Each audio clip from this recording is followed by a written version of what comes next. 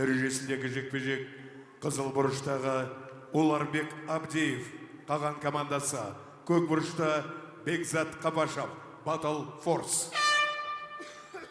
All right, and here we go. First round of the second series here at the AIGA Champions League Asia Qualifier. Ularbek Abdiev and Beksat Kapashov. And just to explain for maybe some of our international viewers who are not basically the top team out of Kazakhstan, and the Qagan team being represented by Ularbek Abdiev in the black and green. The Qagan is kind of a mix of Kazakhstan and Kyrgyzstan. You've kind of got about 50-50 athletes made up from those two countries, with the Kazakh athletes being sort of more from the younger generation trying to break through, whereas the Battle Force are really some of the best competitors that Kazakhstan could gather for this kind of event. You see that double underhook to respond to the shot earlier? That was a very quick reaction. Shows the level of wrestling that this side of the world has with their competitors. But Kapashov's on the back. You know what they've done? They've added in the jiu-jitsu as well, Jake, as we're seeing here. So you've got that wonderful wrestling pedigree and technique mixed in with the jiu-jitsu attacks. Oh, look at and this. The submissions. Suluev stretch from the back here. Oh my wow. goodness. Huge hyperextension. Man, this is such a funky submission, but it is so legit. Huge pressure going through the back of the leg. Flexibility saved him there. Beksat Kapashov was, I mean, in a moment he had it completely hyperextended. There was even like a knee bar pressure going. Yes. Yeah. It was that stretched out. And then the angle changed just a little bit, and I think he realized that and decided to allocate his resources energy-wise toward just taking the back. He's got a lot of time to work now, 2 minutes, 43 seconds. No points for the back control, though. Remember that the first 2 minutes of every round is a no scoring, except for takedowns. Points for control positions, pins, and so on, guard passes, only active in the, or past the 2 minute mark.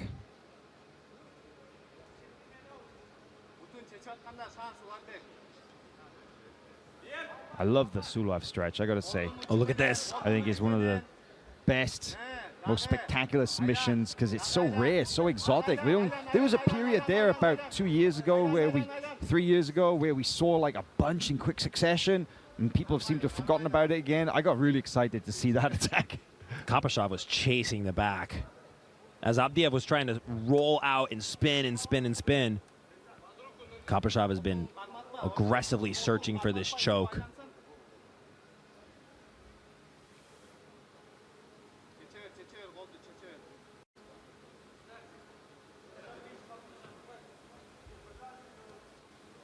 Yeah, we're seeing a very calm response here from Abdiev, from the Qagan team. He's really doing a good job of sort of his awareness of the various threats here, and you can see the way that he's trying to turn. He's trying to get his left shoulder kind of like pointing towards his opponent's chest, turn his hips. Oh, look. But yeah, Kapashov is doing a good job of tracking that position. You know, he's opening and closing his triangle when necessary, but he's making sure that he keeps the center of his chest kind of firmly between the shoulder blades of Abdiev and rolling through. And you can see now that even in positions like that, Abdiev, you know, he's rolling, and it maybe looks like he's actually in a worse position, but sometimes you can kind of use the mat to like scrape your opponent off your back. I think that he's really trying everything because he's been stuck in that back control for a long period now. And I can tell you, man, sometimes you got a guy who's got a good squeeze from that position. I mean, it can be absolutely miserable. I've seen people tap from it. It's also energy expenditure, right? It drains you of your energy to be stuck in a body triangle where you turn either way and the pressure increases significantly, especially when you have somebody like Kapashov squeezing and you see him extending his hips on the back as well. Interesting, though, you see here that Abdiev kind of turns to his right, and he wants to go then turn left and get his shoulder between them, but the way that Kapashov was put in the right, his left hook, his triangle hook behind the leg, just totally shut that down from Abdiev. I think Abdiev at this point, I mean, his defense is obviously very, very good, but Kapashov isn't even trying to attack anymore. He's going to ride out the rest of the round. That's going to be the first round going to Battle Force. There we have it. 3-0 for Kapashov and for Battle Force. Round one goes to Battle Force.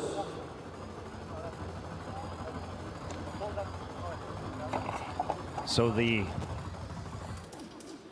Qagan team, as I said, kind of a combined Kyrgyzstan and Kazakhstan team, working on their guy, shaking his arms out. I can imagine he's pretty tired after having to defend. You know, pretty much, what was that? That was about a minute and a half into the match that the Kapashov got onto the back and didn't let it go for the rest of the round. It was definitely great control. There were some moments where it looked like his arm was a little closer to being under the chin and that maybe he would be able to get the submission. There was definitely some very intense and extreme cross faces. But you know, it's going to be interesting to see how the Qagan representative Ularbek Abdiev is able to respond, what kind of adjustments he's going to make. An immediate shot is a great way to start. Now he's on the back. Yeah, this is different. This is a literal reversal of roles considering what we saw in the first round. But he got to that attacking position even earlier. They're going to reset them. Same position, body lock. Using the right knee on the left inner leg to try to sit Kapashov down on his right hip. You see it right there. Look at that wrestling style control. I love the way that he kind of had one hand up high, claw grip on the upper body, and the second one, he's rolling now in on the leg. Oh. Look at that transition. He's possibly in on the inside heel hook. That was a beautiful roll through. Thought he might go for the knee bar, but no, he manages to get into this saddle position, and he's in a great attacking position here. Wow, and a look of complete, the lack of worry by Abdiev. He didn't even look like he was serious about defending it. Just looked at his corner and steps his leg out. Now he's in a passing position. He defended it intelligently. It didn't look like there was no great reaction or no panic at all. But what he did was really cleverly just slipped the heel twice. So even though it looked like the saddle was tight, the bite wasn't as good. And he's got this rear naked on right here, Jake. Oh my gosh! Very close to getting the submission there. That was big pressure through the jaw. This is a totally different round to what we saw in the first. And what a great fight for this round to go so far, so heavily in the favor of Ularbek Abdiev. And the first round was a complete, I mean, it was all Kapashov. And then we've already seen two solid submission attacks, one from each man so far. But, I mean, Kapashov's back in the game. He's playing guard. He's got the open guard options for him, but I would say that Abdiev came closer with that rear naked choke. And he's got the 2 points for the takedown attack as well, so. Kapashov is in a great attacking position if he can maintain grips, if he can get control. And Abdiev is kind of being a little bit elusive here. He's not all the way out, he's not all the way in. And that could force Kapashov to sit up, to try and reach, overextend, grab something, and maybe make a mistake and open up the guard pass in the process.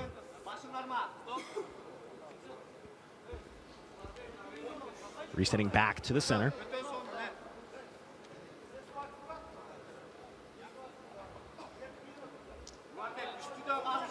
Interesting clash of styles here. Oh, big, quick knee cut threat.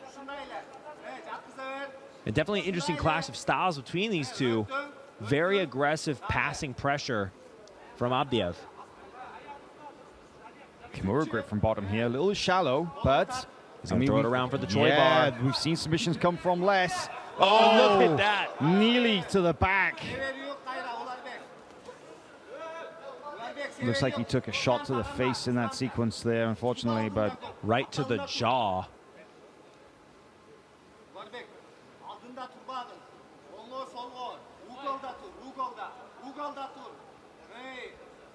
minute 35.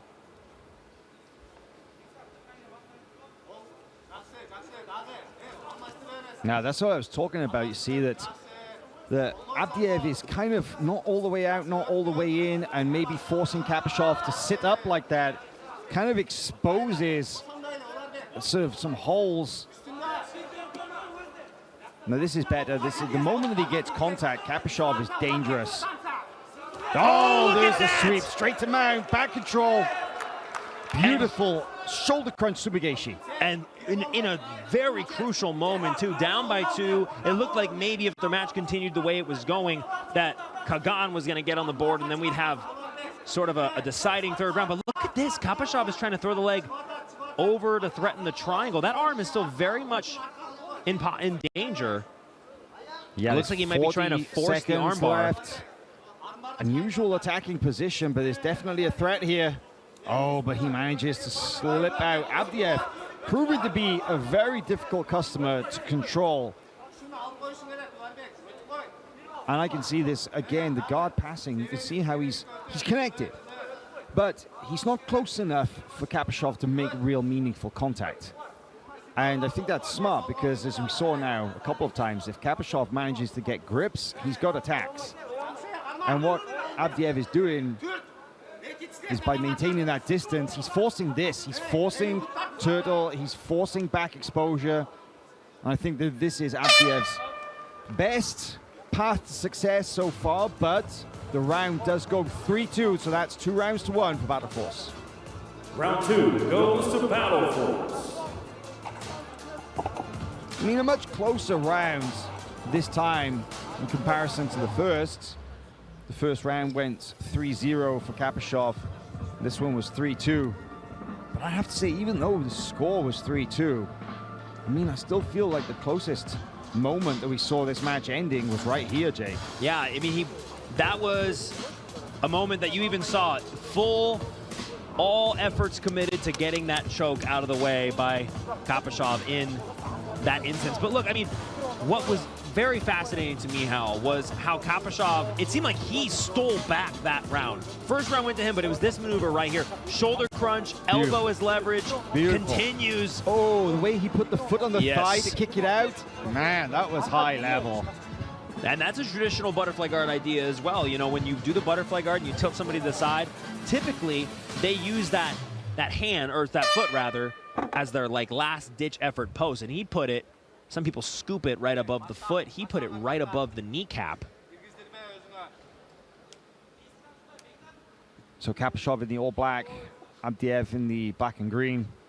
Qagan versus Battle Force.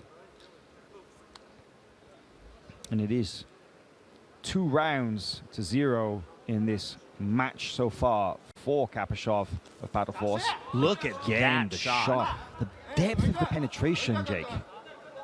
That's something you don't see a lot in jiu-jitsu, is just that level of perseverance on takedowns, I would say, where he knows he has to shoot very far past the opponent.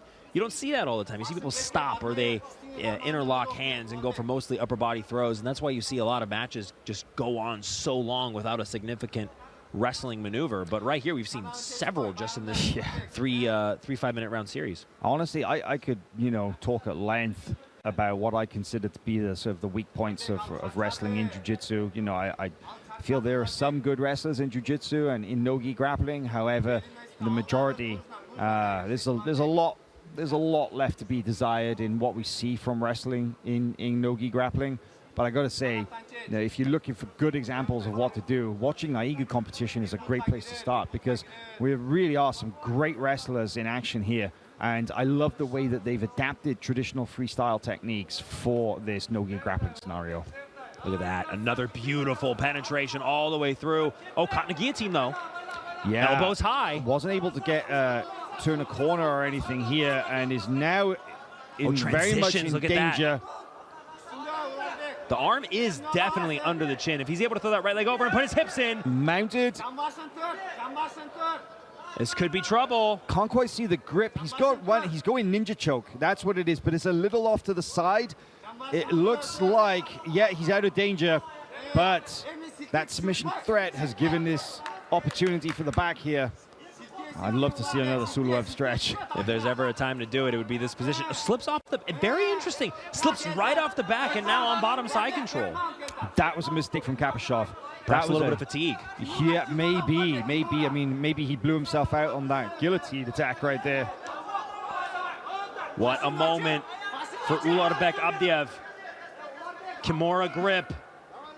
Oh, but I think that he's made the mistake here by falling to this bottom half guard position. Well, maybe, but he still has a really tight lock. He throws it back over. It looks like he's trying to ball out on the Kimura, not really opt for the armbar. I mean, I think if I was Abdiev in this position, okay, no, he's thrown out. I would have transitioned to try and go to Tarka Plata, but he's let go of the Kimura grip and is now back into this kind of ride position. Recovery from Kapashov, who goes to this very, very open knee shield half guard. And again, see, Abdiev is smart because he doesn't stay in the pocket in the guard passing. Now he puts some pressure on his terms. But in general, when he's kind of looking at Kapashov's guard, he does so from distance. Like this, he gets up, keeps his hips away, uses his length, and will try to force the turtle, the back exposure, as opposed to kind of work his way into, say, top control. It's tough, though. He's in that same back against the wall spot that he's been in every round of this series. He's remained dangerous, but I have the feeling that it's more of a positional ability and wrestling and grappling without that firepower of a submission. You know what we're looking at, though? We've got less than 1 minute remaining in this 15-minute match, 3 5-minute rounds.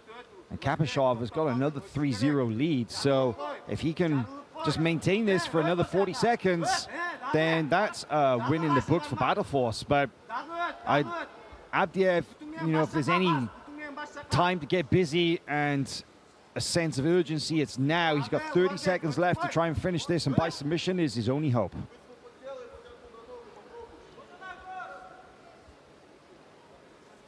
Our first bout of the AIGA Champions League Asia qualifier to go to decision. Alioni earlier, for those of you just tuning in, won 7 fights, 7 submissions. 6 in the first round. 6 in the first round. Kenta Iwamoto finishes in the second round. And now, Bekzat Kapashov is the victor. Yep, 3 rounds, 1 on points, so very clear win for the Battle Force representative. Your winner representing Battle Force, Bekzat Kapashov. Бұл жекпе-жекте жеңіске жеткен Battle Force командасының өкілі Bekzat Kapashov.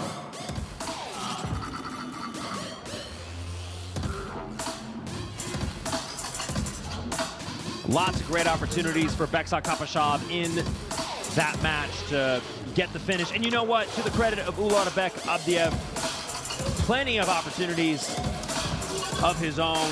He was able to claw back points, claw back positions, and really stay competitive in the match, but just wasn't enough. And several key maneuvers from Bekzat Kapashov sealed the deal for him. 3 rounds, all go in favor of Battle Force. Take a look at the replay. See, great wrestling exchanges back and forth. I believe this was the first round. Kapashov had a great penetration in, turned it into sort of a duck under. Oh, it froze there. I was hoping we would see the leg lock attack from the back, but unfortunately we didn't get to see it. Sometimes wrestling is so good it makes time stand still, Hal. Yeah, we were stunned. Man, it's yeah, some really great technical moments in that match there, but that's 1 down for Battle Force. Let's keep this moving here at the AIGA Asian qualifiers. Our next bout takes place in the under 76 kilo division. Introducing first out of the red corner representing Qagan team, Temirlan Kalidala. 76 келі салмақ дәрежесіндегі балуандарды ортаға шақырамыз. Қызыл бұрышқа Qagan командасының өкілі Temirlan Khalidullah.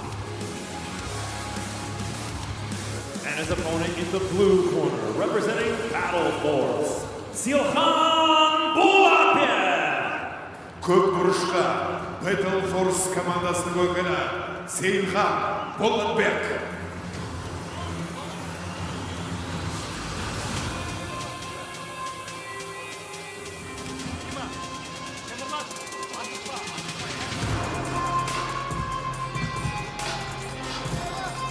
Әзірге есеп белгілі алда Battle Force командасы Қазақстан.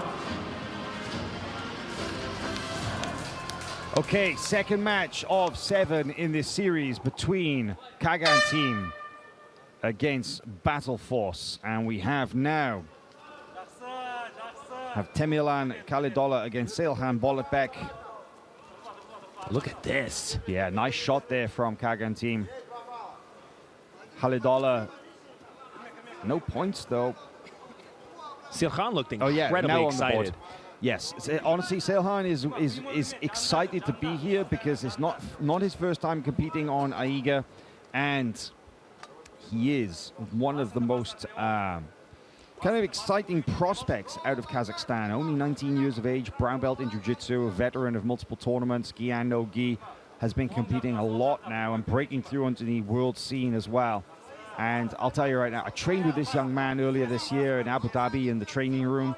I was there for ADXC where he won by submission in his second ADXC match.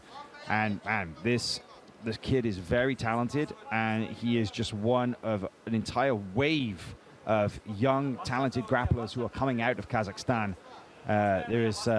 There's many more like him, and I think that platforms like AIGA are great because we'll really get to see them in action. And then hopefully, in a couple of years from now, we'll be like, you know what, I was there when he first came onto the scene. Silhan throwing that false reap, but sort of playing with the idea of the false reap, not really fully committing to it, it seems. You talk about the rise of Kazakhstan competitors. Just this weekend, Shavkat Rakhmonov is going to be on the world stage versus Ian Machado Gary. The entire country is going to stop here in Astana for that matchup. I'm so happy that we can watch that in the morning and then come back here for AIGA Day 2 in the afternoon. Can't wait for that. But you know what? Khalidolla is very similar to what we saw in the earlier match with Abdiev. His guard passing, he's kind of got this very, when he's on his feet, he does his best to stay engaged without overcommitting and giving his opponent that much of an opportunity to connect. But Bolotbek is not much of a top player. You know, he really is more of a guard stylist, and with that 2-point lead, if Khalidolla can keep on the pressure but avoid getting sucked into those traps. Oh, look at this. Like this. The trap, look at this. Oh my Thrown out of nowhere. goodness. Got a reverse triangle here. Gets the sweep onto the top position now as well. Bolotbek, that's those long legs. You throw that stuff up. You know, Khalidolla was playing a game that was going to secure the round, right? He was being very aware, very careful in his approaches, but you just can't be too careful with somebody as skilled as Silhan. Seilhan Bolotbek, his arms are so long, he can literally rear naked choke his opponent's waist while squeezing from that reverse triangle. He's got 2 minutes to try and tap out his opponent here. It looks uncomfortable. I don't know if it's tight like a choke. It's hard to tell, but it looks, gosh, it looks uncomfortable. You know, those long legs are great. You know all about this, Jake, being 6'4", but throwing those traps up, but sometimes it leaves a little bit of space for the person inside the attack, right? Well, on this angle, too, he's got the triangle locked over the shoulder. It's hard to tell where the choke is coming from on the other side. A triangle closes off both sides. So even with his long arms, I think it's just the angle is a little bit awkward. Yeah, tons of pressure for sure. Oh, that's interesting. Now you see Bolotbek trying to pull the elbow across, get a little bit of extra pressure, but loses position in the process. Got to be careful. Well, now 4 points to 2 up with 70 seconds left. Look at the side-to-side movement of Temilan. Yeah. Khalidolla, man, now he's out of this. He didn't have to catch his breath after fighting his way out of the submission, which makes me think it wasn't that tight after all. No, and it seemed like Silhan realized he was losing it too and kind of opened his legs to let him out. But I'm really liking this side-to-side approach from Khalidallah. Very mobile. Yeah, I mean, Bolotbek, first round of potentially 3. Do you want to burn your legs out on the kind of, you know, halfway there inverted triangle, or is it better to maintain or keep some gas in the tank for later on in what could be a grueling match? Because I like the pressure that Khalidallah is putting on here, you know. He's making Bolotbek work from bottom. And that could be tiring. You know, playing a lot of guard rotation like that, it's going to make the bottom guy work a lot, that's for sure. I don't know if you caught it, Hal, but we got to look at him doing a lot of people call it the octopus submission, the closed guard squeeze. I've never heard it where called that where before. you have your legs crossed and then you hook underneath your knees to squeeze the rib cage of your opponent. First round in the books for Battle Force.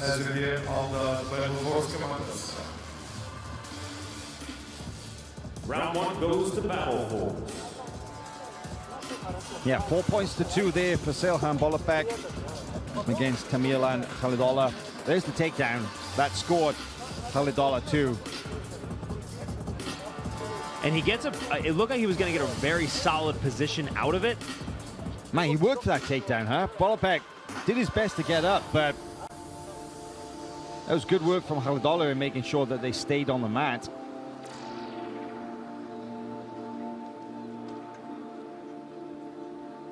Very nice work.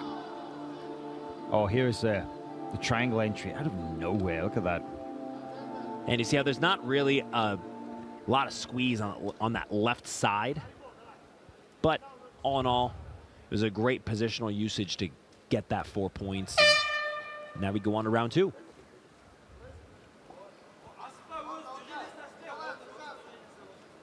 I mean, you can just see from the posture from Bolotbek that it's not a traditional wrestling stance, right? You know, he's not set up to shoot, whereas Khalidallah could. Bolotbek did drop there, drops for the single now. Able to turn it into nice. A back take. Oh, and the arm is, that's it. Arms under the chin, Hal. Oh, could we see the submission here early in the second round? And that's gonna do it. Silhan Bolotbek with the rear naked choke submission at only 39 seconds of the second round. Your winner representing Battle Force, Silhan Bolotbek. Бұл жекпе-жекте жеңіске жеткен Battle Force командасының өкілі Silhan Bolotbek. Well, that's 2 wins in a row for Battle Force. 1 by submission, 1 by points. Silhan Bolotbek getting the very nice second round rear naked choke. Here it is, Jake. I mean, the arm was under the chin as soon as he got the back, Howell. Utilized that wrestling to get to that single leg, turned it into a back take. And look at this. His opponent tries to force his way out of there with a dramatic twisting motion, but the choke was on so tight that his lower body went, his upper body stayed. Silhan Bolotbek looked, I mean, if you can see it, he got the arm under the chin, actually gripped the shoulder to be able to get this choke in place. And look at that, the lower body moves, the upper body stays. Oh, he was glued to the back as well. You could see that, you know, Khalidallah did his best to try to violently shake off Bolotbek, but in the end, kind of threw himself to the mat. Wow. That squeeze went on for the rear naked choke, and Bolotbek, he had to hold on. Did his best to resist it, Khalidallah, but he did have to tap. And an all-important submission win for Team Battle Force. Our next bout takes place in the under 60 kilogram division. In the right corner, representing Qagan team, Nazim Mohamedov. 60 келі салмақ дәрежесіндегі жекпе-жекті бастаймыз. Қызыл бұрышқа Qagan командасының өкілін шақырамыз. Nazim Mohamedov. And his opponent in the blue corner, representing Battle Force, Maksad Muratuli. Көк бұрышқа Battle Force командасының өкілін шақырамыз. Maksad Muratullah, Kazakhstan.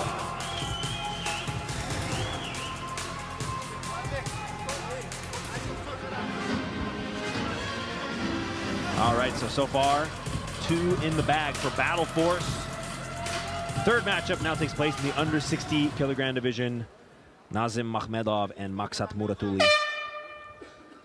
Makhmedov in the green, Muratuli in the black. Yeah, the under 60 kilogram division. These guys can be very, very quick indeed if they decide to wrestle. It's interesting that we haven't seen any attempt at pulling guard in any of these matches so far. We've seen the wrestling exchange to begin every single round. 5 rounds in from 2 matches, whereas Al Leone wasted no time whatsoever in pulling guard at the beginning of every match. And not just to attack submissions, but it's pretty smart as well, because it means that you pull guard, you don't concede 2 points. As soon as you were talking about that, actually, Battle He Force pulled guard. representative pulled guard. Commentator's curse. That's what it's called. Yeah. He maybe heard me. I don't know. But that's also cool. I respect that. You know, Muratuli, maybe he's like, okay, this is my better path to actually happening, you know, making something happen here. But I'm seeing that Makhmedov from Qagan team on top, it's quite a distinct guard passing style now in the last 3 matches, the way that they're approaching it. All the team members have the same kind of strategy. They're very long range kind of guard passing, a little bit of connection, and they're looking for back exposure. Oh, look at this. But a big technical mistake here That could from be it. Makhmedov. Gets the knee out just in the nick of time. Yeah, gave Muratuli the opportunity there to go for the legs. But Makhmedov did manage to get back exposure, but I think he was a little eager to try and get the position without really putting enough pressure on Muratuli to shut down the recovery. He's got to be very careful being haphazard with these stepping in. As you can see, Muratuli is very dangerous, very quick to get in on the leg.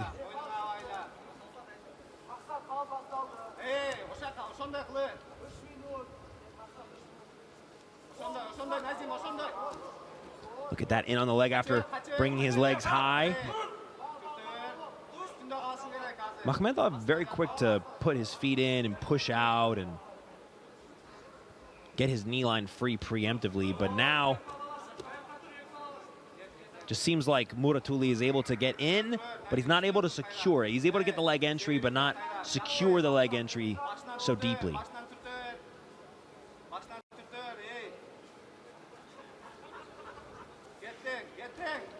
That was a nice look at the hop over guard pass there from Makhmedov, but a little low.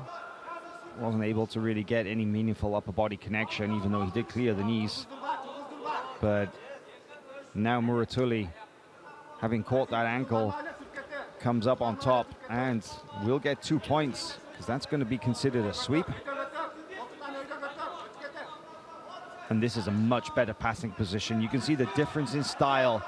The Muratuli doesn't shy away from making upper body connection or making grips from the guard passing position. And when he does, now look at that. Yeah, I mean, just the way that he was able to close the distance, make the connection, pass, and then move into this mount. And that's what we really like to see here, that technical progression of the positions. He might get another pass here. Could. We could see him dealing with this half guard recovery.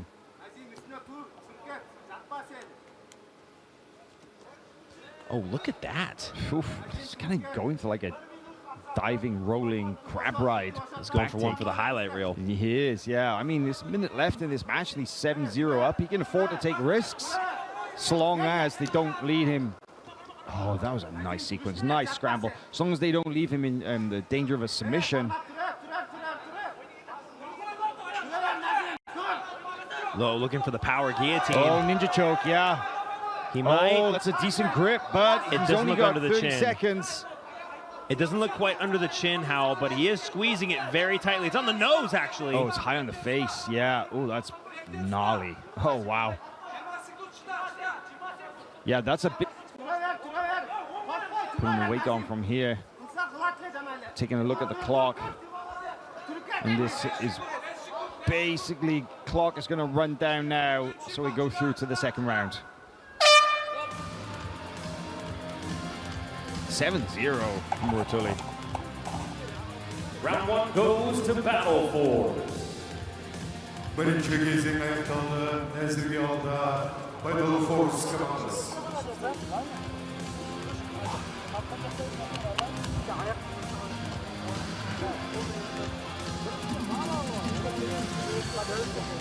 Yeah, there was a look at that early leg lock attack. It didn't lead to anything, but it kind of gave us an idea of what Muratuli is like.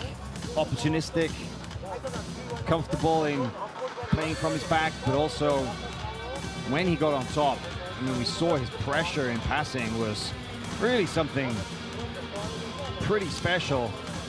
Did a really good job of holding down a very durable opponent. The ninja choke was gnarly. You know what? If it would have been an inch lower, then it probably could have ended the fight there, but he had it right around the face. I've seen some people get the choke so tight around the mouth and nose that it literally suffocates them. It's not like a choke. It just blocks their airway, and you panic, and you have to tap. It can happen. Absolutely can happen. All right, second round now. In the black and green, as I said, Nazim Makhmedov. In the all black is Maksat Muratuli. For those watching at home, what just happened actually was kind of informative. Do you see Makhmedov, or actually rather Muratuli, grip in the AIGA rules that you will get a penalty. And what he did to pull guard with the grip was all he needed was a solid wrist connection, and that's all he went off of. And once he had it, he sat guard safely. The referee did not strike him with a penalty.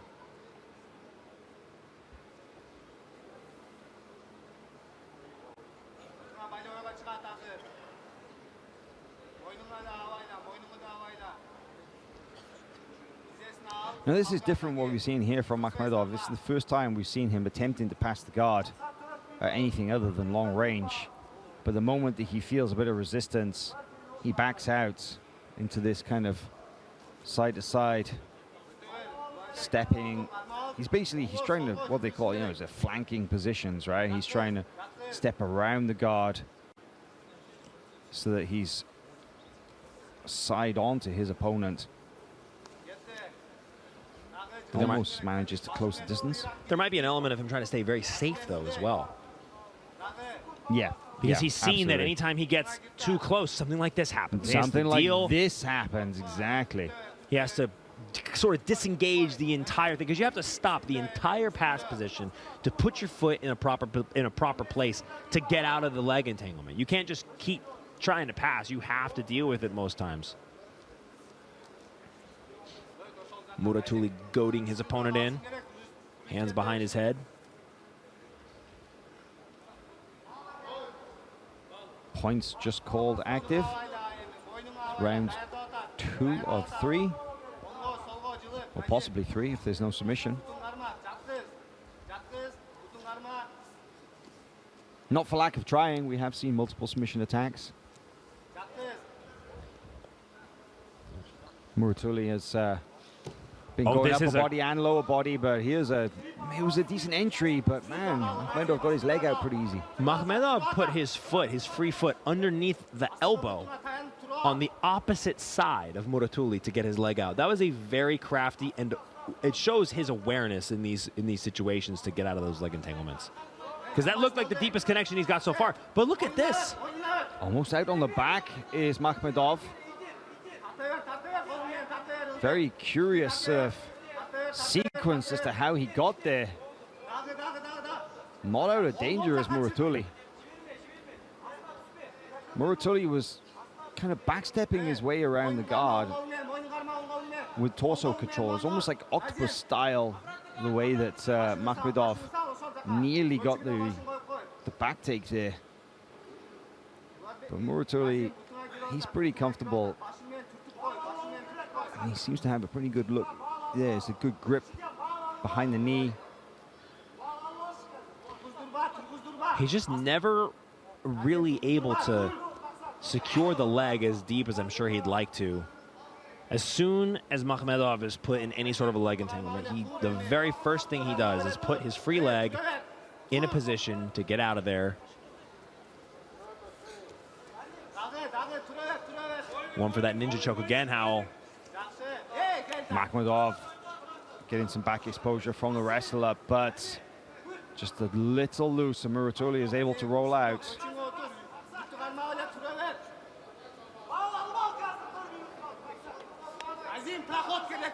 Less than 1 minute remaining now in this second round. There's a shot from Makhmedov. Oh, and another shot by Muratuli. That was really smart, and if he keeps him down here now, that's 2 points.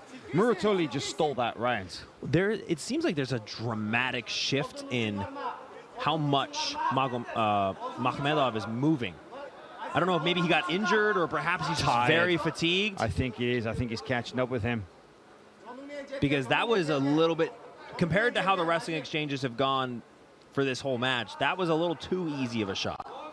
Yeah, I mean, also, I think the psychological effect, right? You shoot, you get stuffed, you stand up straight, you take that deep breath of air, kind of prepare yourself for a second go, and right in the middle of that, Muratuli hit him with the answer and put him down, and with the pass as well. Man, that's... I'm not sure exactly what that round ended at. I think it was either 8-0, but very clear win. Round 2 goes to Battle Force. Екінші кезеңде Battle Force командасы жеңіске жетті. Can you believe that all of those points were scored basically in the last 45 seconds of that round? I thought that we were going to see the first round go to a draw, because we haven't had one yet. It looked like it was going to go 0-0. And I think this right here is the wrestling exchange that took a lot out of Makhmedov. It was just so much movement. Right. And then look, even his reaction to the continued passing pressure, it just wasn't the same. Gets the leg up, scrambles heavily, tries to take the back, has to fend off a leg attack. Just a lot to keep up with. And you know what? That's the kind of action you see here at AIGA, because everybody knows I don't want to lose this round. So they're going to fight as hard as they can to stay out of these positions. This is about the end of that round, where another minute and perhaps Muratuli may have put it away speculatively, but here we go, round 3.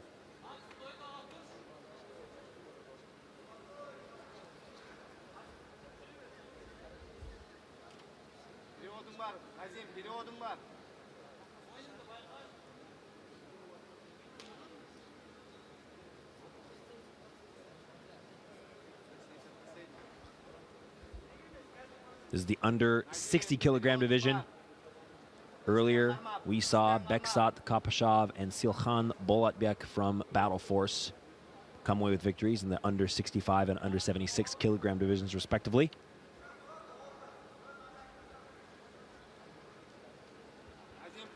Muratuli pulling guard with no penalty. I feel like if Makhmedov has the best chance of scoring, it would be with the takedown, but now that the fatigue seems to be a factor and we're into this third round, I'm not so sure he's got that many deep shots or scrambles left in him.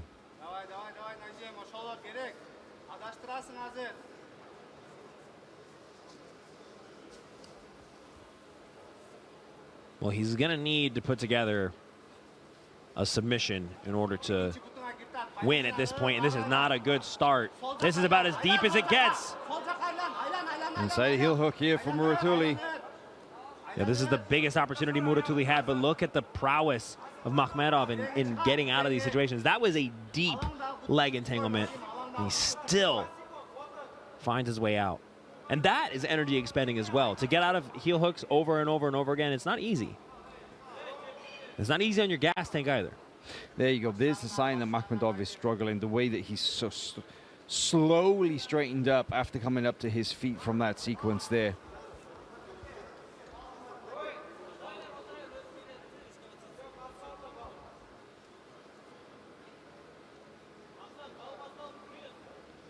I think that Muratuli is smart to be patient here.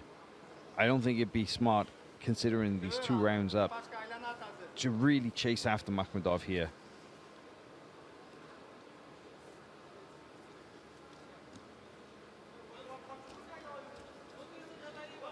Another leg entanglement.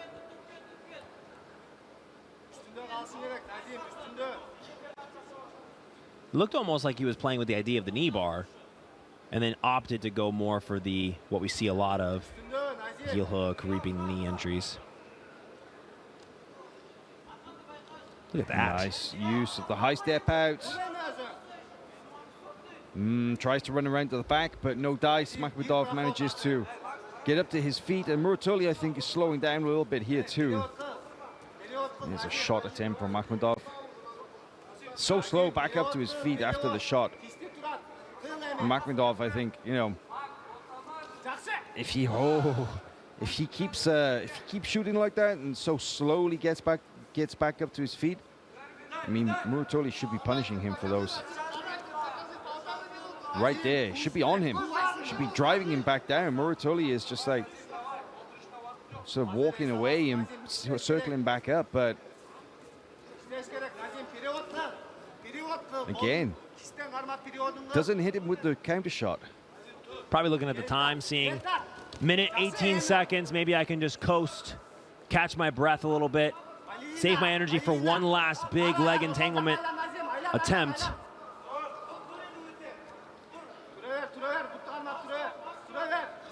Muratuli front headlock here. Almost got a bit of cradle action going. Oh, he's got anaconda now. No, this actually could be trouble. This is good. This is good. Seated anaconda here from Muratuli. Wants to get a submission. He's got full close guard. Makhmudov manages to kick his hips out, but he's not out of danger here, Jake. Look at the squeeze that Muratuli is putting.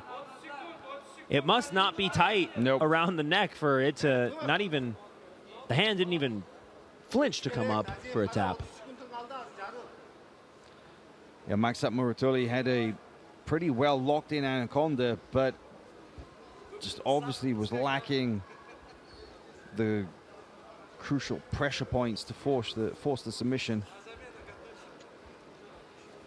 Makhmudov did not seem fazed by the submission attack at all. Makhmudov putting forward pressure. Too little too late, though, with 10 seconds left. Though this round is a draw, the first two went to battle force, and that will give Maksat Muratuli the victory. Wow, that was actually our very first 0-0 round of this entire event so far. Round 3, declared a draw. So as you said, Jake, considering that it's 2 rounds to 1, the winner will be Battle Force. Your winner out of the red corner representing Battle Force, Maksat Muratuli. Бұл белдесуге жеңіске Battle Force командасы өкілі жетті. Maksat Muratuli, Қазақстан.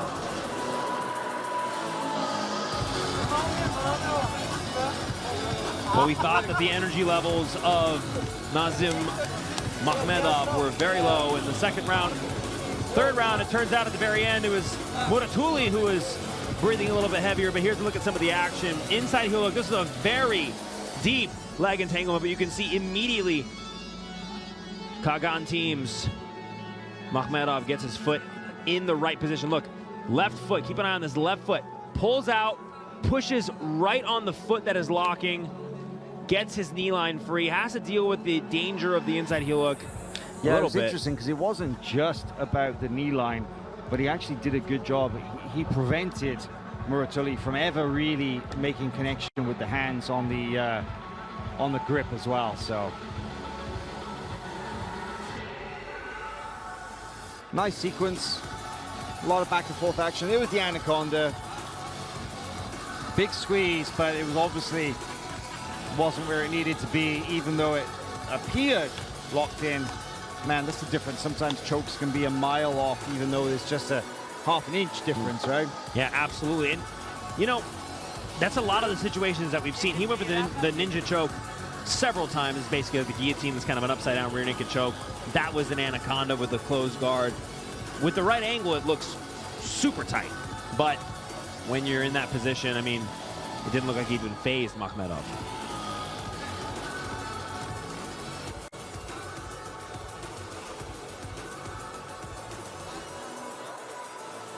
Our next bout takes place in the above 91 kilogram division. Introducing first, out of the red corner, representing Qagan team, Rasul Katayev.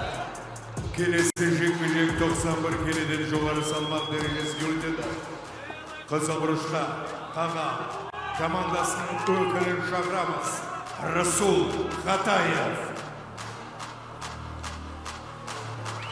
And his opponent in the blue corner, representing Battle Force, Anton Dmitrakov. Көк бұрышқа Battle Force командасының өкілін шақырамыз. Anton Dmitrakov.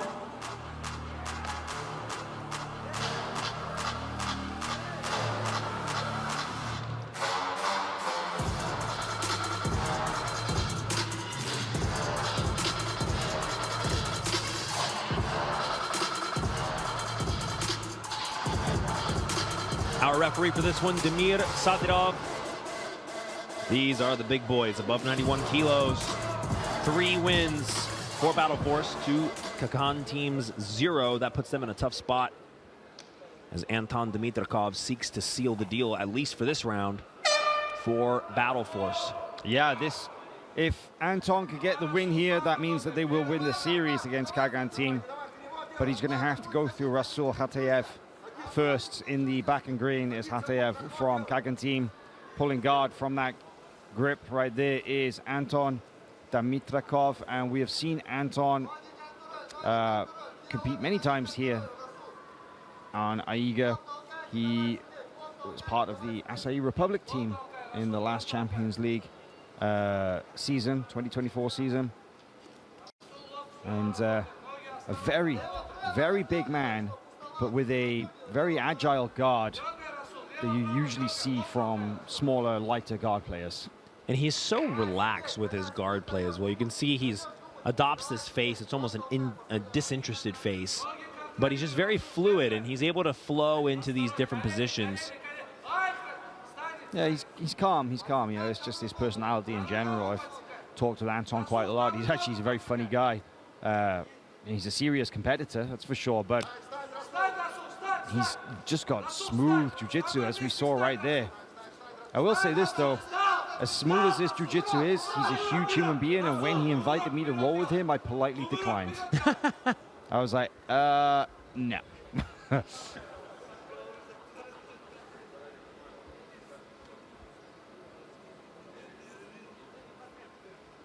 Dmitrakov just calmly kind of double wrist control from the back here. Making faces at the AIGA judges a little earlier.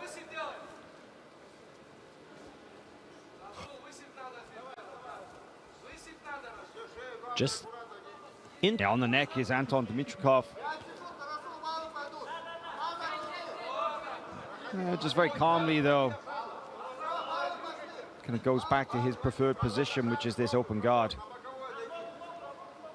And just whenever a guy goes supine like that, for me, it's a sign. It's like, okay, this guy's guard's going to be a pain in the neck. You know, it's like if he's going flat like that and just kind of inviting you in, he's a guard player, he's happy to go there, and he's going to have a really difficult guard to pass.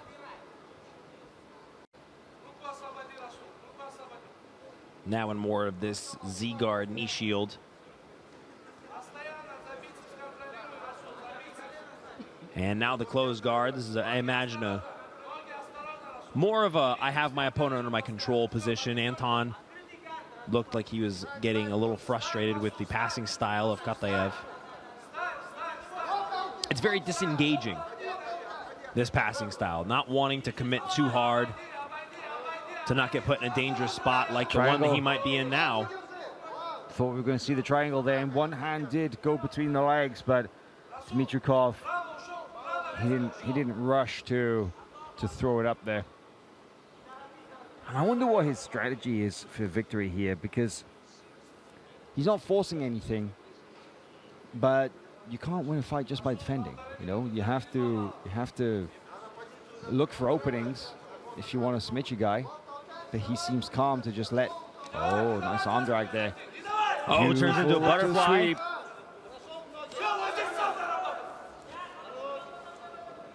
And just as I was wondering what Dimitrikov's strategy was from bottom, we got a little look at it.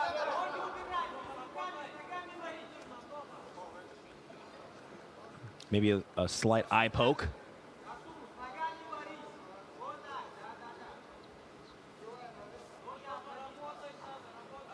Just a little over 1 minute to go in this round one, still 0-0.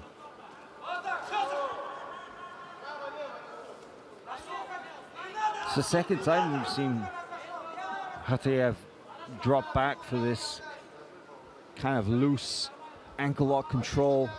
And I think it may be the second time we're going to see Dimitrikov pass from that.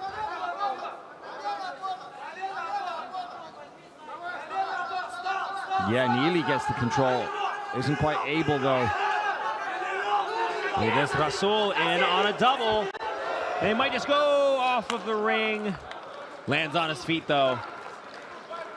That was a big effort there from Khateyev. And I think that he's probably thinking to himself, you know what? Good thing that happened right at the end of the round, because he gets a 1 minute break after that big explosion. But Dimitrikov really counter wrestles, but doesn't really play any offensive wrestling at all, huh? Oh! Big takedown there for Khateyev, but no control leads to no points. But a strong way to finish the rounds. Yeah, that was a big effort right at the end there. Round one goes to Battle Force. Бірінші кезеңде жеңіске Battle Force командасы жетті. 2 points to 0 for Anton Dimitrikov. Takes that one for Battle Force. Battle Force. Let's take a look at some of the moments from the first round. Here's the guard pass attempt there. Kind of backstep from that almost reverse knee on belly from Dimitrikov. Interesting to see that Khateyev dropped back for that ankle lock twice, but the difference in wrestling is obviously between the two. Dimitrikov seems relatively comfortable in playing a defensive wrestling game, but I think he can't get too comfortable because Khateyev has a mixture of attacks waiting, including that upper body style throw. I think the end of that first round indicates where the game plan of Rasul Khateyev has to kind of be maintained in that wrestling and trying to use a wrestling forward approach, get the match to the ground.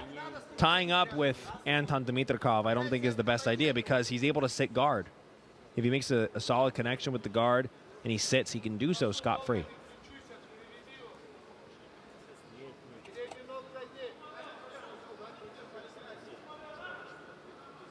I think we're going to see Khateyev shoot.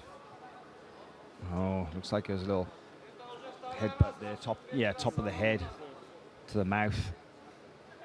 Unintentional, of course.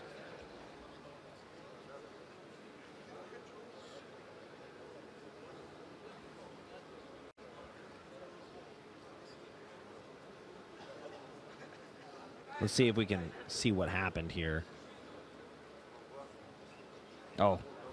A response to the shot. Yeah, it was just the level change. Unfortunately, he met him as he was going down. Anton was coming up, and they met in the middle and top of the head against the face. When wrestling is what you opt to do, you run the risk of bashing your head. You really do. Especially with somebody as big as these two. Wrestling hurts. Jiu-jitsu's for lazy people sometimes, right? Wrestling is hard work. Very physical. We're seeing more wrestling from Dimitrikov in this round than we did in the first.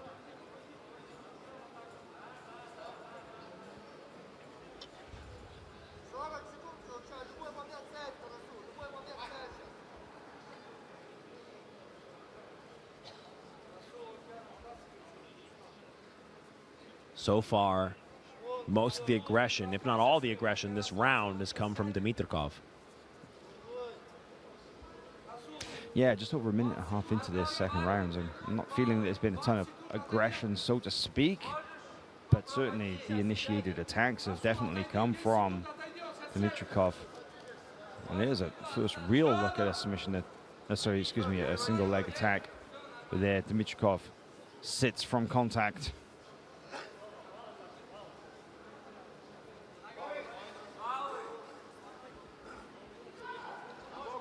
Points now in effect.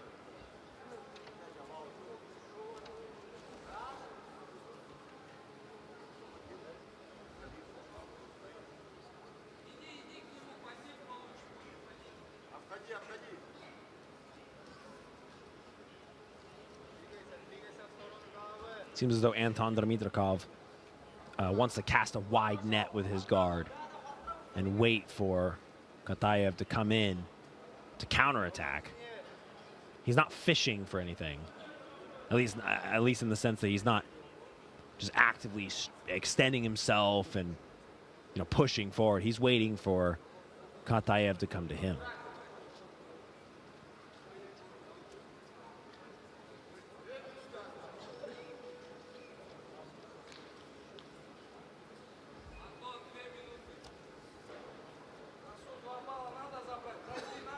Katayev is staying more on the outside so far in this round.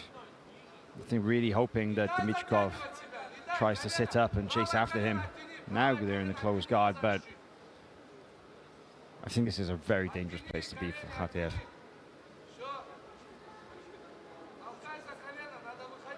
To be inside the closed guard as somebody with legs as long, as strong, and as heavy as Dimitrikov. Trying to push the arm in for a quick look at a triangle. Round one went in favor of Battle Force. There's the dropping back for the ankle lock. Now this is actually the best ankle lock that Katayev has had so far in this match. He's dropped back for it twice. Oh, but he has to be really careful he doesn't get smashed here. That is in the process of happening as we speak. Nice pass there from Dimitrikov. Kicks the trapped leg, the leg that was being attacked from the ankle lock. Manages to get it free, kick it back, and go straight into the side. And now looking for a few extra points from the knee right, but doesn't get it. Oh, look gives at up this position. Maybe a little too casual. Oh, and that's 4 points for Katayev. Wow, what an interesting development here with 20 seconds left. I think Dimitrikov just kind of took his eye off the ball there for just a heartbeat, really.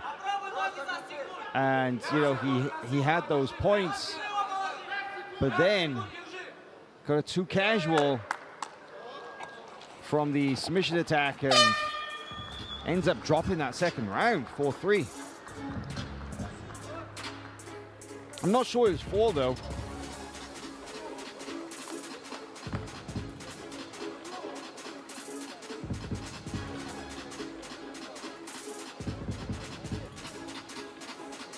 Round two goes to Qagan. I'm a little bit confused actually as to how that was a 4-point reversal, because we saw here he drops back from this position here for the ankle lock, gets past. Dimitrikov scores the 3 for the guard pass.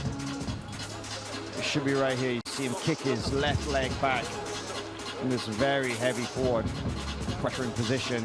Clears the legs, side control, 3 points. Okay, understand that.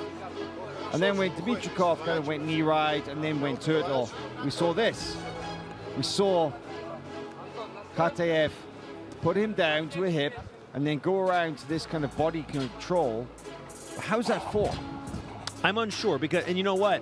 One of the reasons I took a little bit to announce that the winner of round 2 was Qagan team is because it seemed like there was a little bit of a huddle with the AIGA judges to be like, wait.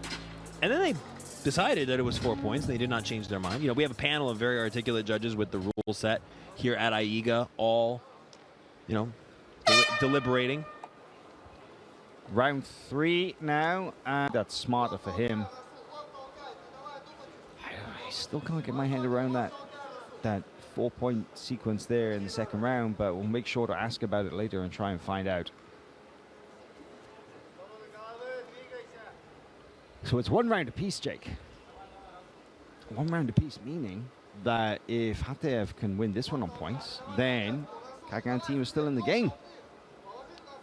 It's an interesting thing, too, because it seems like Anton Dimitrikov went into this battle in the first round sort of almost dismissive. It seemed like I think that he thought he was just going to be able to counterattack and sort of get a quick submission. But Rasul Khatev has done this very, very patient approach, not really overextending himself at all. And that second round is huge for him, because if he's able to do sort of the same thing and able to stay away and just get a point and make the match as late as possible, he might be able to take home the victory. But as I say that, it's a very heavy chin strap. Yeah, that's nice work there from Dimitrikov in the arm drag. He's still on that guillotine attack. Looks like his arm in. Now he's switching, trying to go Das. Back to the guillotine. Fighting his way out well is Khatev. But Dimitrikov, it all came from that arm drag earlier. And Khatev responded really well and didn't give up any points in the process, and that's important. Still 0-0, 3 minutes left.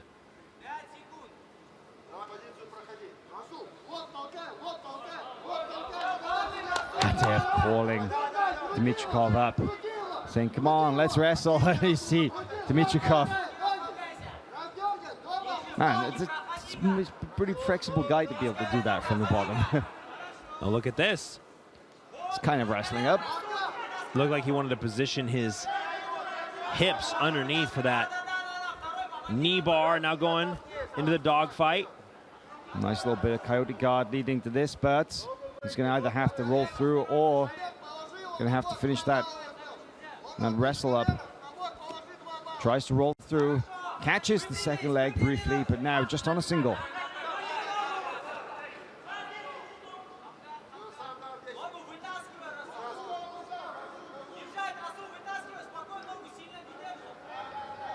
Dimitrikov kind of losing a solid grip of that leg now, though. Honestly, he's in danger of losing that control and getting out wrestled here. Khatev in a good position on the neck. Yeah, this could be trouble if he's able to sprawl that right leg back, break the connection on the hands, and then immediately fish for the submission. But this is a big deal, Howell, because 1 round to Battle Force, 1 round to Qagan team, and then a draw. Yeah, no, 90 seconds left is a problem for Dimitrikov. He really needs to work to finish that single. He's kind of stuck right here with his head underneath. He could either try and get his head right underneath the hips and go for the Iranian-style lift, or he could pop his head out and try and drive through for the double. But he's not going anywhere, and that's an issue because Khatev can just sprawl on him from this position, ride out the clock. And yeah, you're right, we're looking at a decision because it's going to be 1 round apiece and possibly a 0-0. Dimitrikov needs to get busy here, and he's not really looking to finish this takedown. He's just holding on to the single leg. Maybe he's waiting for just a few more seconds before launching his attack. But Khatev is doing a good job of sprawling, but I feel like as his hips come his hips come high here, this is a chance. Look at this, Dimitrikov. Oh, and he pushes forward on the break. He gets it now. Very intelligent. That was good work from Dimitrikov. Held on to the leg on the defense, chased Khatev down, and lands in his top position, scores 4 points, and is going to ride out the clock clearly in control.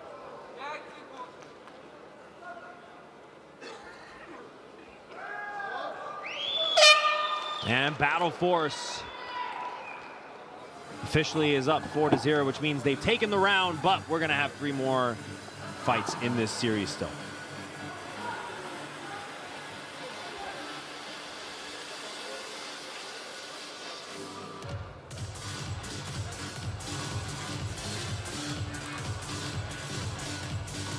Your winner representing Battle Force, Anton Dmitrakov. Бұл кездесуде жеңіске жеткен Антон Дмитраков, Battle Force командасы, Қазақстан.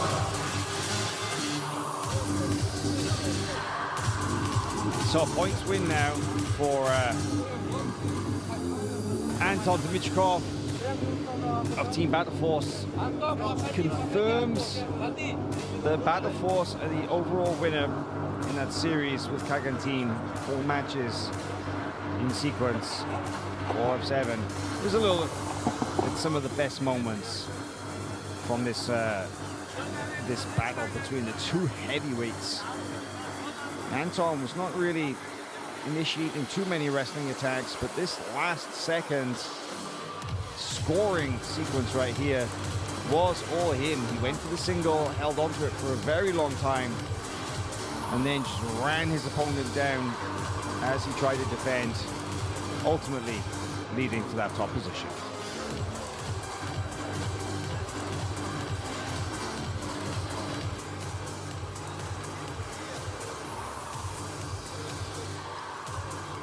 Our next bout takes place in the under 91-kilogram division. Introducing first out of the red corner, representing Qagan team, Astana. 91 келі салмақ дәрежесіндегі қызыл бұрышқа Qagan командасының өкілін шақырамыз. Сәрсен Ақылбеков. And his opponent in the blue corner, representing Battle Force, Alibi Orazbek. Көк бұрышқа Battle Force командасының өкілін шақырамыз. Alibi Orazbek. So Battle Force has done enough to earn the victory in this team series, but as we've mentioned several times, thank you guys tuning in on FloGrappling around the world. We're here in Astana, Kazakhstan for the AIGA Qualifier. As we mentioned, these next 3 matches can be very important in the event of a tie. Let's say, for instance, Battle Force makes it to the final. The other teams, if they go 1-1 in their series leading up to the final, statistics that would qualify them for the final, then maybe they have more submissions, maybe they have more positional advantages. Everything would come into consideration to decide who would go to the final.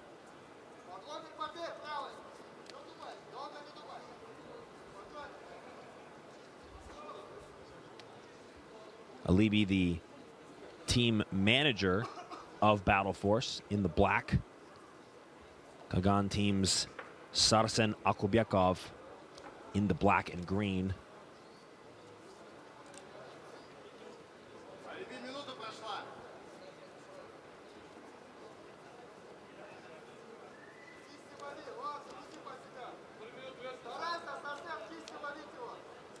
Yesterday in the press conference here in Astana, Alibi expressed his chagrin that, and look at that, beautiful in on a single. Having to deal with this Kimura trap, though. Look at the strength of Alibi, though. Nearly getting in on the back, now settling for the top. Yesterday, he expressed his chagrin that it would be 2 primarily Kazakhstan competitors, or as I guess I should say, Kazakh teams full of Kazakhstan competitors going off against each other in the first round. But his team, Battle Force, has made the most of the encounter.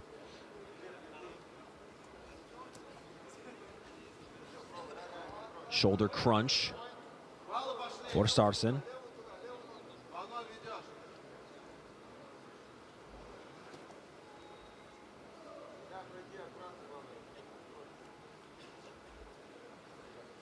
Lots of pressure on top from Alibi.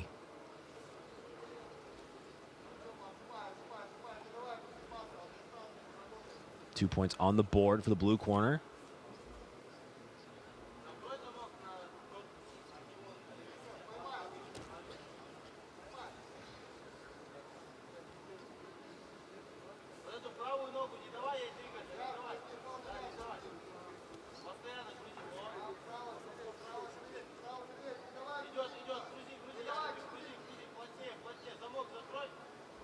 Now the chest-to-chest connection, underhook, head control.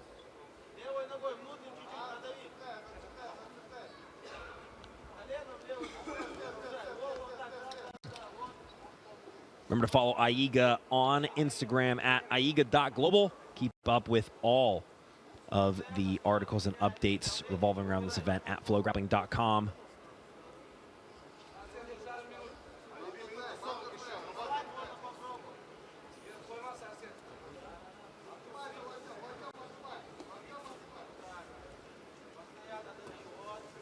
Great work by Stardust, continuing to bring that foot in between the legs of Alibi, but the pressure just getting to be too much as Orazbek settles into mount. Right arm underhook assisting him as he secures those points. Just a minute 15.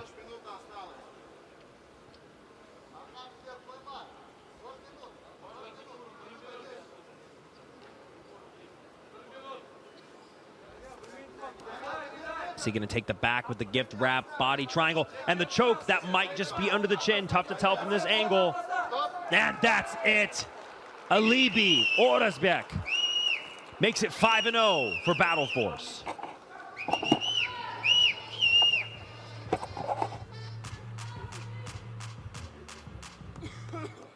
Your winner by submission, representing Battle Force, Alibi Orazbek.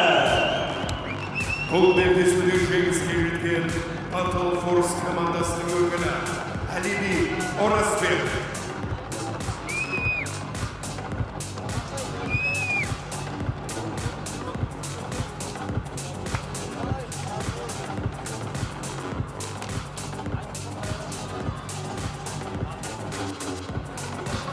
All right, let's take a look at that finish. Rear naked choke for Alibi Orazbek right on the edge of the mat. As soon as he had the opportunity, that arm went right underneath the chin.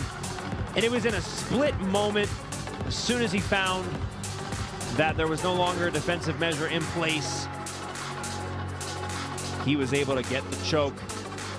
And now that's 5-0 for Battle Force. So the two teams who have won so far in the AIGA Champions League Asia Qualifier, Alioni and Battle Force, both are looking at the potential of a complete blowout in their respective team encounters. 7-0, all submissions for Alioni. 5-0, some submissions for Battle Force.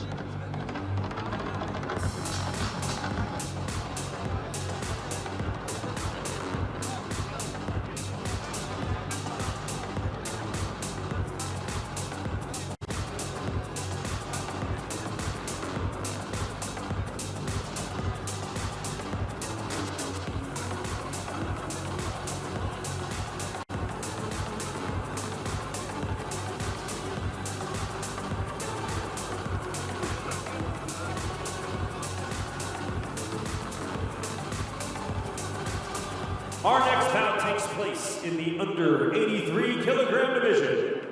Introducing first out of the red corner, representing Qagan team, İlyas Abdulyev.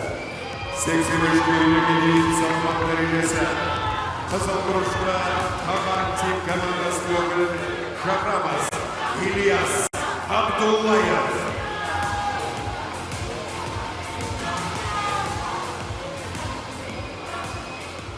And his opponent fighting out of the blue corner, representing Battle Force, Magzan Marathan. 40 kuruşla Battle Force komandasını öyküne şakramaz. Magzan Marathan.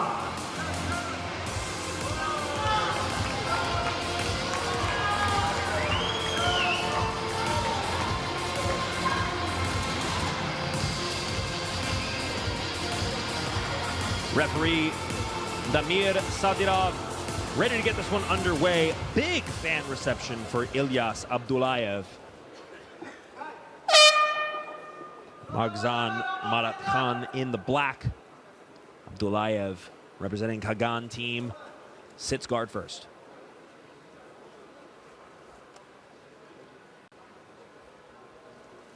Oh, jumping submission right off the bat. But he might have found himself in a bit of an interesting spot. That was actually not a bad leg lock entry. It kind of looked a little bit loose at first, but I think it was maybe tighter than Marat Khan would have liked. I mean, Abdullayev was pretty opportunistic there, and when they're dry, of course, it's so much more difficult to just slip out. So I think Marzan was more stuck in there than he would have liked to have been. Trying to catch his opponent off guard, nearly put himself in a very dangerous spot.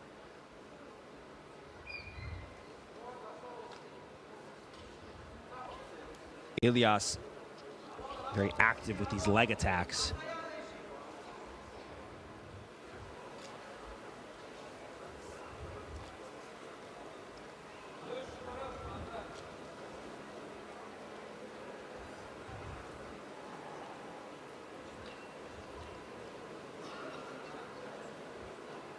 You know, this is the first time I've really seen this guard versus guard in this series, Jake. It's not something that we've seen. We've seen so much wrestling from all the different weight classes, from lightweight to heavyweight. First time we've really seen two guys playing this sort of seated position, facing each other off. And in the under 83 kilo division. You might expect that out of the lighter divisions. We've seen a lot of active wrestling across the board today. Yeah, all weight classes.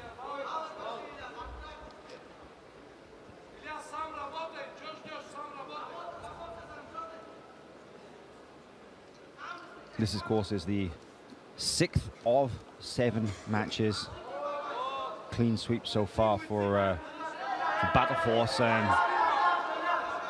look at that. Yeah, Marat-Khan, wow. Okay, second hook is in, but it's not the points period yet. But still, oh no, it is, excuse me, it is. We're 2.5 minutes in. It's the first 2 minutes, no points. 3 points for the back control.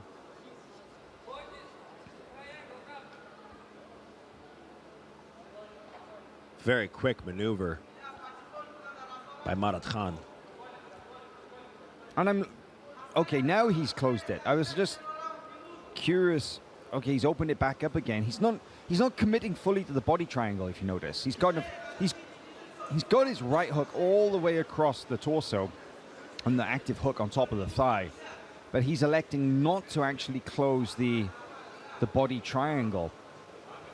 It might be that he's looking to keep the threat of trapping that arm with his leg alive. Yeah, I think you might be right. Also, sometimes you just know it, you feel it, right? I mean, maybe not for you, you've got long legs, but I'm sure that I've definitely felt it going against an opponent, and I'm like, this guy's torso is just too thick for me to comfortably put on the body triangle without having to burn my legs out and squeeze, because it's just a little bit too thick. But that was a nice recovery from Abdullayev. Backhand on the leg. Looks like he was... it's hard to tell what his left arm's doing, but it looks like it might be a false sweep, and there it is. Oh, he might be able to get his leg out of there. Yeah, he's got the knee barely under the ankle. If he can slide that through and draw him into the saddle position. Marat-Khan doing a very, very good job of staying heavy on that leg and preventing him from getting into that entanglement, because you really... Man, I don't know about you, Jake, but I feel it like if somebody gets me in a dead-to-right saddle like this, it is just one of the most dangerous positions you can find yourself in jiu-jitsu. This is 30 seconds to work. He's fishing for it. Marat-Khan is hand fighting. I think he may have got the heel here a little. Difficult to see. It's kind of shadowy. I think he is, but he's only got just over 10 seconds remaining. Hand fighting for Marat-Khan. If he can just hang on a few more seconds. Well, Marakan will win 6-0, but not without his moments of danger. Round one goes to Battle Force. Екінші кезеңде жеңіске жеткен Battle Force командасы. Құрметті ханымдар мен мырзалар, грэпплингтен AIGA чемпиондар лигасының тікелей эфирде FloGrappling әлемдік жекпе-жектің ірі интернет платформаларының бірі көрсетуде. Ал елімізде отандық телеарналар, Қазспорт және де Спорт плюс Қазақстан телеарналары тікелей эфирде көрсетуде. The back take. I mean, like, Marakan had a really, really nice moment of control there. But I think that, you know, playing that open hooks game as opposed to the body triangle gave Abdullayev the opportunity to escape. And well, when he did get out, he fired right back with that leg lock attempt from the false reap. And all right, here we go, round two. I'm interested to see how the game plan of Ilyas Abdullayev is going to change, because he did have some success in that round of action. He really did. Oh, I mean, he came closer to the submission than Marakan did. Yeah.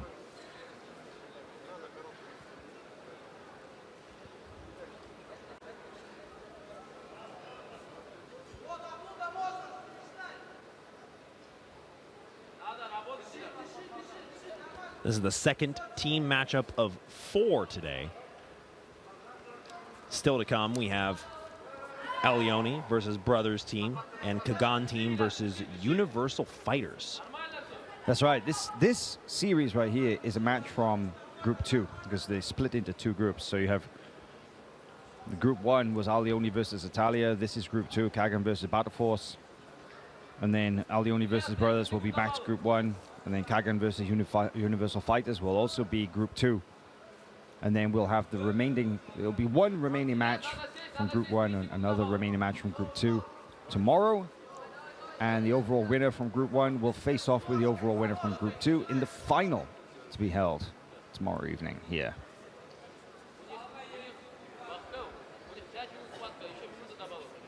You know, just a point to note as well, Jake, is that this is actually the first AIGA Champions League events of any kind, you know, whether a semi-final, final, or a qualifying event like this, to be held here in Astana in Kazakhstan. All events have been held so far in Almaty.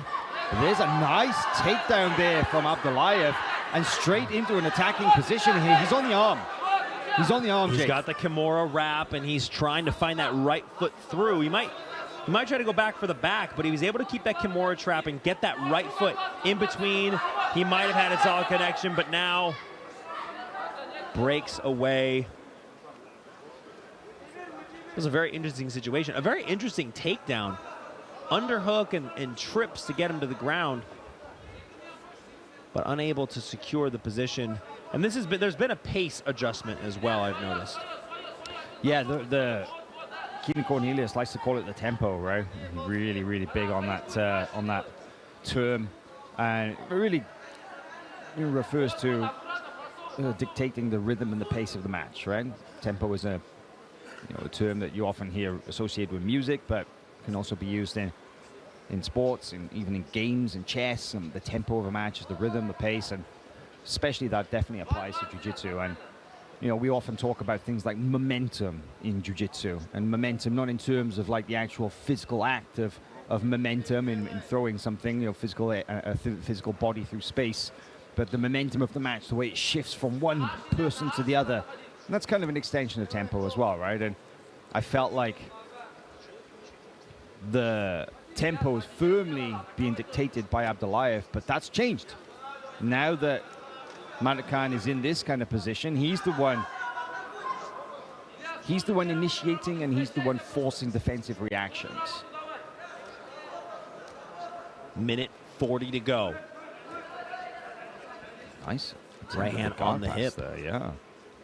See Joseph Chen use that to great effect versus Tommy Langaker. This footwork is really impressive from Marakan. He's very mobile, but it's not spazzy. That's the thing that he's doing. He's not just diving around. He's very controlled, and the footwork is, every step's exactly where it needs to be. And I feel like he's putting Abdullayev under some really good pressure with this kind of footwork here. And what you need to add to that now, of course, is pressure, right? So actual physical pressure onto your opponent's torso to be able to get to a control, a pin, a scoring position. And that's the hard part, especially when your opponent seems to have slipped in another false. No, he's taking it out. Okay, I thought maybe it was a look at the false sweep again, but it looked like the start of it, did it not? It did. It did.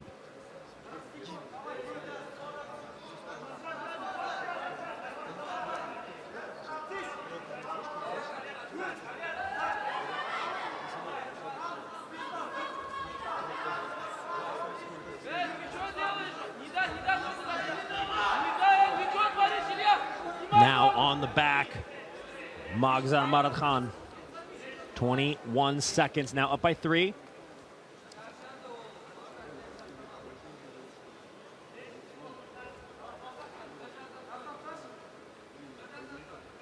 Trying to fish for the choke here in the waning seconds of the round, but it's going to be another one for Battle Force.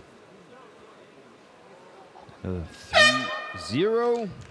First round was 6-0. Second round 3-0. 2 rounds to 1 for Maradkhan. Round 2 goes to Battle Force. Екінші кезеңде жеңіске жеткен Battle Force.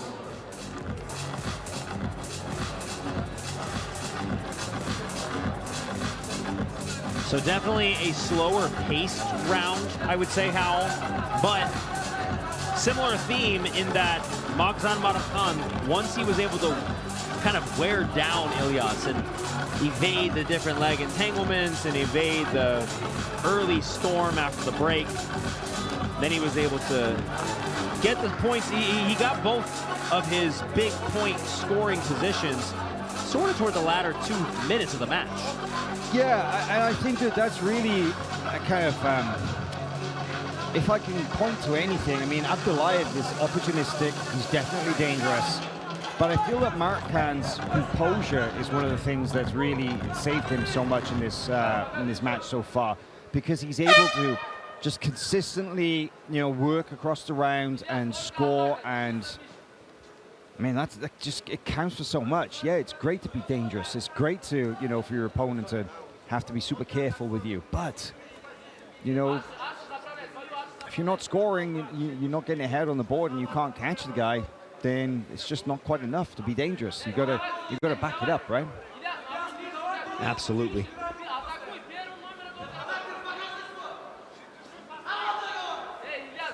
No, Maradkhan respects it. You gotta see as well. Maradkhan respects Abdullayev's jiu-jitsu. He's cautious about the way that he goes to approach the guard, and he's definitely putting on the pressure, but also he feels the attacks and he's away. He's up and out.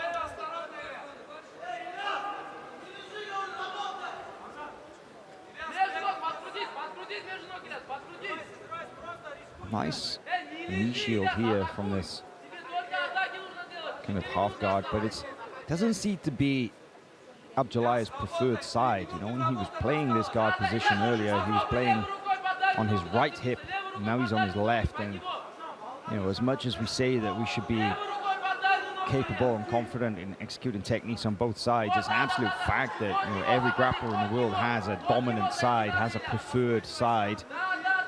So I wonder if he'd be able to score off his left, but Maradkhan backing away and actually is instructed by the referee, no, you must engage.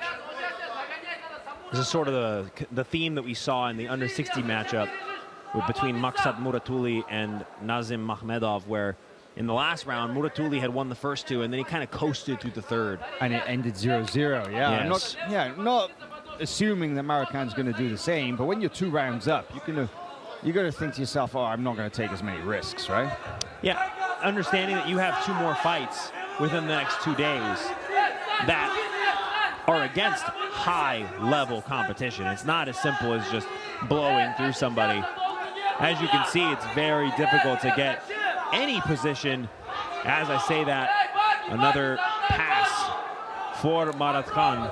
And you know, again, I go back to what I was saying earlier about the composure. You know, I feel that Maratkan is so smart in the way that he goes.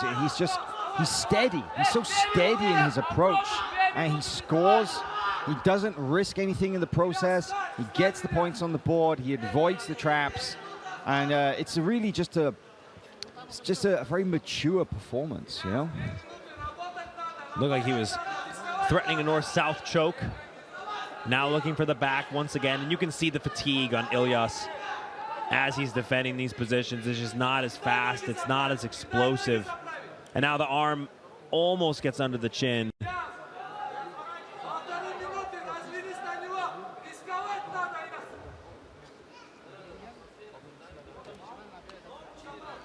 body triangle, 6 points to 0, and I think we're seeing more pressure now. And this is what I was saying in that first round, Jake, about why Maratkan didn't close the body triangle, because now he is. Look at the pressure. Look at the discomfort on Abdullaye's face. I mean, he was really struggling, especially in this late stage in the match when you're fatigued, when your core muscles are burnt out, and don't have the same resistance to that kind of attack. I mean, I've seen guys just get put in this position and melt under the pressure. And with 1 minute left, Magzan doesn't need to put all that pressure, but I think he's just really looking for the choke. Really wants to finish before. It'd be nice, right? 12-0, biggest point discrepancy we've seen so far today. 15 now, actually, even bigger. Wow, yeah. One arm is trapped, arm under the chin. That's gonna do it, Howell. It's a little shallow, but yeah, there it is. Just over 35 seconds remaining in the final round. 15 points to 0 and a submission. One of the biggest wins of the day for any of the teams. With another, the streak remains for Battle Force. Your winner out of the red corner representing Battle Force, Magzan Maratkan. Battle Force командасы выиграет Magzan Maratkan.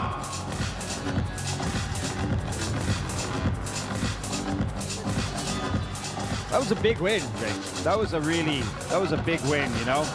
Maratkan, he didn't risk anything too much, but I mean, the submission when it came, 15 points to 0 and 30 seconds left in the final round, that's a solid performance right there. And like I say, the streak, Battle Force, they're 6-0. You mentioned maturity too, Howell, and with every round, he figured out more and more of the game of Ilyas Abdullayev. And it looked like he was pulling ahead with each consecutive round, not extending himself too far, waiting through the attacks, understanding at the start of the match was going to have that storm, it was going to have that whatever energy he recuperated, or his opponent recuperated rather, in between rounds was going to be expelled, and then he was going to be able to get his points going. And you saw it in that third and final round. He was tired too, but because of the measures he took throughout the fight, he had more energy in the tank.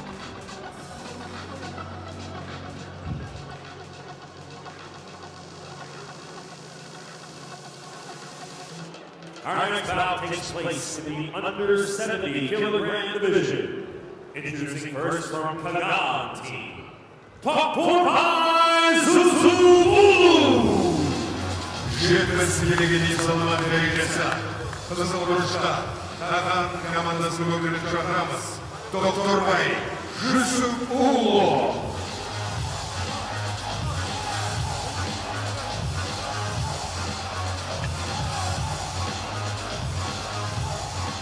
And his opponent out of the blue corner, representing Battle Force, AIGA. Кремль бұрышта Battle Force командасын өкілін шақырамыз. Алдияр Серік.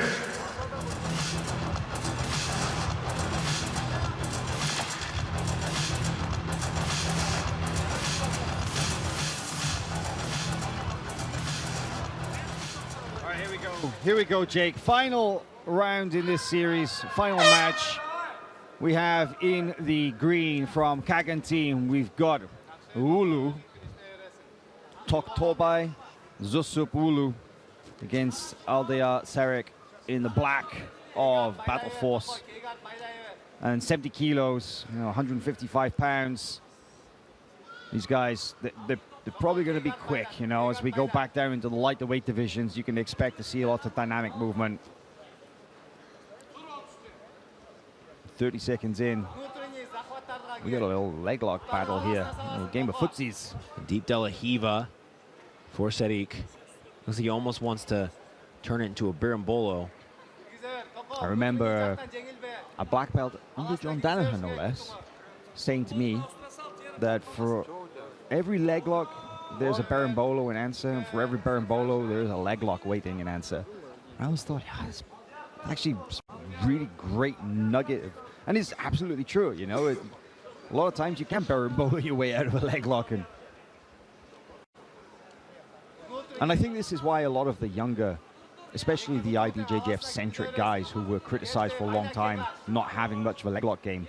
Man, when heel hooks were, they were made legal at brown and black belts. Yeah, there was a little period there of adaptation, but they picked it up pretty quick. And I think the modern generation, they've got that guard play and the leg lock synthesis down, and it's not a mystery anymore. There's no fear about it, right? There used to be this stigma, I feel like, where there was, oh, Brazilians don't know heel hooks, or, oh, it's Americas do heel hooks, or the people in the Americas do heel hooks. But it's like, I don't know, man. Craig Jones, pretty darn good. He's from Australia. Hey, I remember ADCC, and Marcelo Garcia, one of his most iconic wins at ADCC against Rico Rodriguez was by a heel hook. So, it's not like they didn't exist. Plenty of people used to do them, but yeah, you're right. There was something of a stigma against him for a long time, and I just think a lot of fear as well. I think a lot of fear about leg locks. They were considered to be dangerous, and don't get me wrong. Look at this. Knee bar. Oh, that's it! Qagan get one back. And we're seeing about the danger of the leg locks. That was beautiful. Invert and roll his way out of a leg lock attack, and it was the wrong thing to do at just the right moment for Ulu.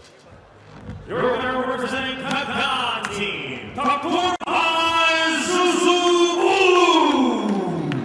Бұл кездесуде жеңіске жеткен Qagan командасының өкілі Toktobai Ulu. Сонымен бұл командалық бетпе-бет кездесу 6-1 есебімен Battle Force командасының жеңісімен аяқталды. Well, that is it. 6-1 for Battle Force. They will win that series against the Qagan team. And of those 6 wins, 3 were by submission and 3 were by points, and there was 1 submission loss, and there it is, that knee bar, as you can see. I feel like Sarek, he didn't really respect the grip, and he rolling through to try and get his way out, and he basically just rolled straight into the knee bar. Huge technical mistake in response to the kind of ankle lock control, the lower leg, and rolled through in a way that just gave his opponent perfect opportunity to finish.